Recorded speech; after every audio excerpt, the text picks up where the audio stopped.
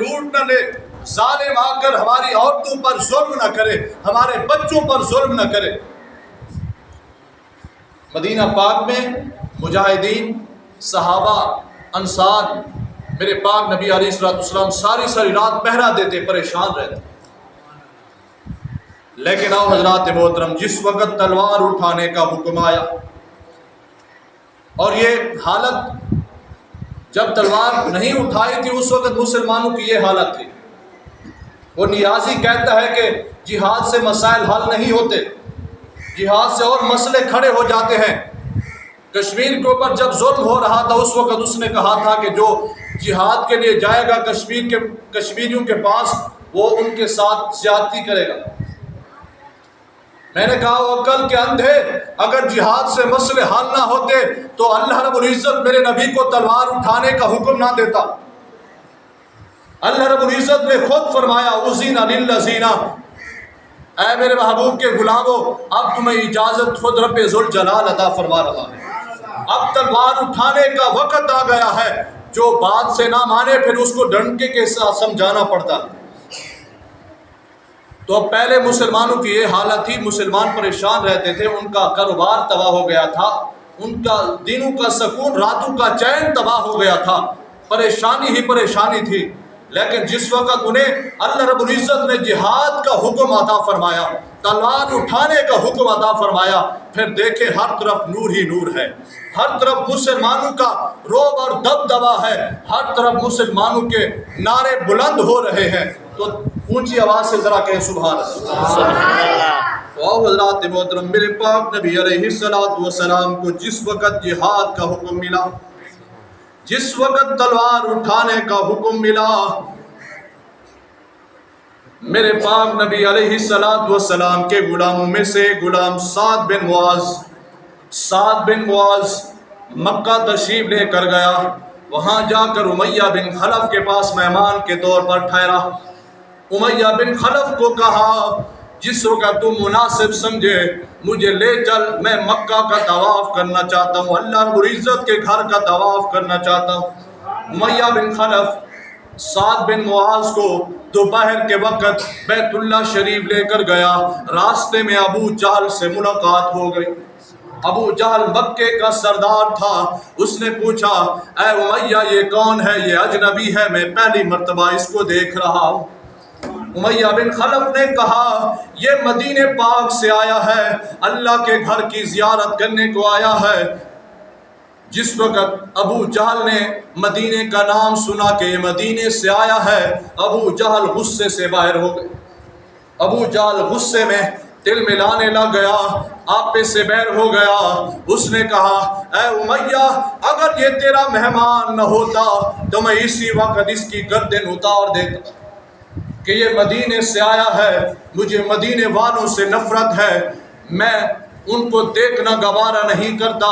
میں ان کو ختم کرنا چاہتا ہوں۔ اگر یہ تیرا مہمان نہ ہوتا تو میں تجھے اسی وقت میں اس کا سر تن سے جدا کر دیتا۔ تو حضرات محترم،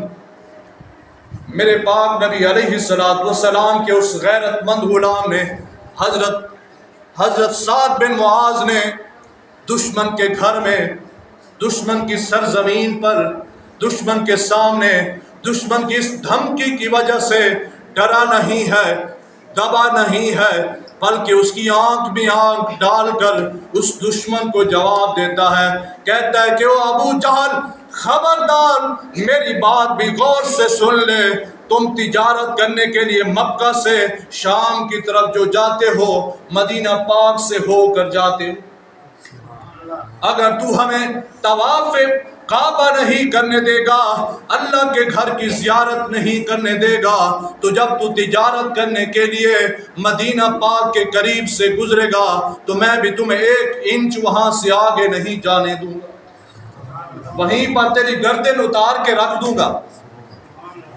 حضرات محترم، حالانکہ دیکھیں اکیلا گیا ہوا ہے، مکہ کی سرزمین پر اکیلا گیا ہوا ہے، ڈرا نہیں ان کے سامنے، بلکہ جوان مردی کے ساتھ جواب دیا ہے۔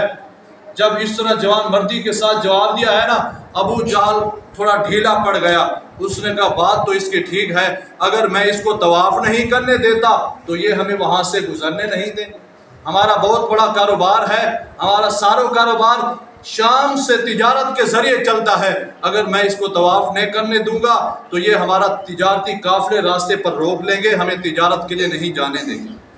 تو ذات محترم دیکھیں، یہ ہے حضور کے غلام کہ جو دشمن کی آنکھ میں آنکھ ڈال کر بات کرتے ہیں۔ حضرات محترم، جس وقت جہاد کی اجازت ملی، تلوار اٹھانے کا حکم اللہ رب العزت نے میرے محبوب کریم علیہ السلام کو عطا فرمایا، میرے پاک نبی علیہ السلام نے چھوٹی چھوٹی جماعتیں مجاہدین کی قائم فرمائی، چھوٹے چھوٹے دستے قائم فرمائے، چھوٹے چھوٹے دستے ترتیب دیے، اور انہیں فرمایا جاؤ مدینہ پاک کے ارد گرد جو چھوٹی چھوٹی بستیاں ہیں، جا کر انہیں کہو کہ اب ڈرنے کی بات نہیں ہے، اب کسی ظالم سے نہیں ڈرنا، کسی کے سامنے نہیں جھکنا، اب اللہ رب العزت نے تلوار اٹھانے کا حکم عطا فرما دیا۔ اب ہمارے نبی نے ہمیں بھیجا ہے، فرمایا ہے کہ اب کوئی بھی مسئلہ ہو، کوئی بھی خطرہ ہو، ہمیں بتانا، ہم دشمن کا مقابلہ کرنے کے لیے تیار ہیں، اور ہماری مدد کسی قسم کی ہم سے حمایت لینی ہو، مصالحت لینی ہو، حمایت لینی ہو تو ہم دینے کے لیے تیار ہیں۔ اگر تم ہماری حمایت حاصل نہیں کرنا چاہتے، ہماری مدد نہیں لینا چاہتے، تو ایک بات سن لو، ان کافروں کے ساتھ مل کر ان کا ساتھ مت دینا، وگرنہ ان کے ساتھ تم بھی مارے جاؤ گے۔ ہمارے نبی نے ہمیں یہ حکم دیا ہے، جا کر مدینہ پاک کے ارد گرد جتنا بھی علاقے ہیں، جتنا بھی بستیاں ہیں، جتنا بھی گاؤں ہیں، ان سب کو جا کر یہ پیغام پہنچا دو کہ یا تو ہمارے ساتھ مل جاؤ،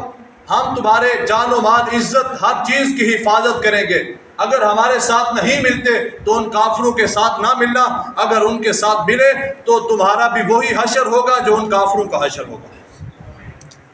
تو حضرات محترم، اب میں آپ سے پوچھتا ہوں کہ یہ ساری صورتحال تھی، مسلمان پہلے جہاد کے حکم کے آنے سے پہلے اس طرح بے بس اور لاچار تھے، دشمن سے ہر وقت ڈرے رہتے تھے، راتوں کو جاگ کر اپنے گھروں کی حفاظت کرتے تھے کہ کہیں دشمن رات کے اندھیرے میں آ کر ہمارے اوپر دھاوا نہ بول دے، ہمارے جان و مال، آبرو عزت کے اوپر آ کر حملہ نہ کر دے۔ تو حضرات محترم، جس وقت جہاد کا حکم آیا، میدان میں آنے کا حکم آیا، تلوار اٹھانے کا حکم آیا، تو پھر میرے پاک نبی علیہ السلام نے حکم فرمایا، اے میرے غلاموں، اب اس مین شاہراہ سے، مین راستے سے اب کافروں کا ایک بہت بڑا قافلہ آ رہا ہے، تجارتی قافلہ، اب ہم اس کا راستہ روکیں گے۔ تو حضرات محترم، وہ جو قافلہ تھا وہ سب سے بڑا قافلہ تھا، تجارت کے لیے مکہ سے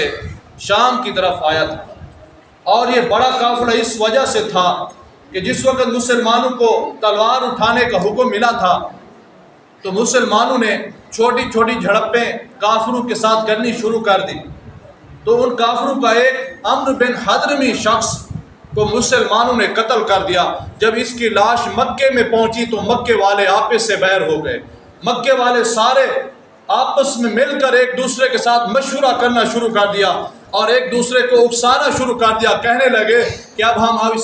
اپنے اس عمرو بن حضرمی کا بدلہ لیں گے، آؤ سارے مل کر اپنے اپنے مال میں سے حصہ ملاؤ، ایک بہت بڑا قافلہ، تجارتی قافلہ بھیجتے ہیں شام کی طرف، شام سے تجارتی سامان لے کر آئے گا، اس میں سے جتنا بھی منافع ہوگا وہ سارے کا سارا اکٹھا کریں گے، اس سے اسلحہ لیں گے، تلواریں لیں گے اور مسلمانوں سے بدلہ لیں گے۔ تو حضرات محترم، جب یہ اعلان ہوا تو غریب، چاہے کوئی غریب تھا یا امیر تھا، سبھی نے حصہ ملایا، اس قافلے میں مال جمع کرایا، اور یہ قافلہ بہت بڑا، علماء کرام لکھتے ہیں تقریباً $2 لاکھ کے برابر، آج کی جو کرنسی چل رہی ہے اس وقت 50,000 دینار تھے، دینار ہوتے ہیں سونے کے،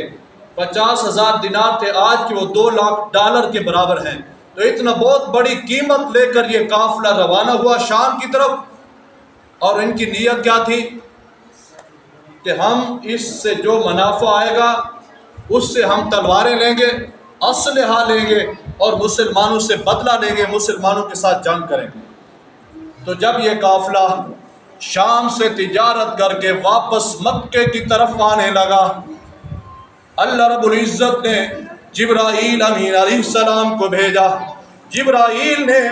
میرے پاک نبی علیہ السلام کی بارگاہ اقدس میں حاضر ہو کر عرض کی، اے اللہ کے پیارے نبی،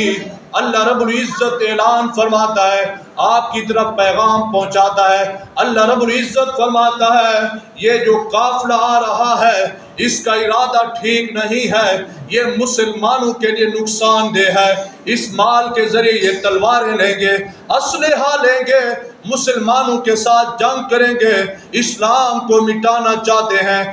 پیارے نبی کریم علیہ السلام کو شہید کرنا چاہتے ہیں۔ اللہ رب العزت حکم فرماتا ہے اب آپ نے اس قافلے کا راستہ روکنا ہے، اس قافلے کو قبضے میں کرنا ہے۔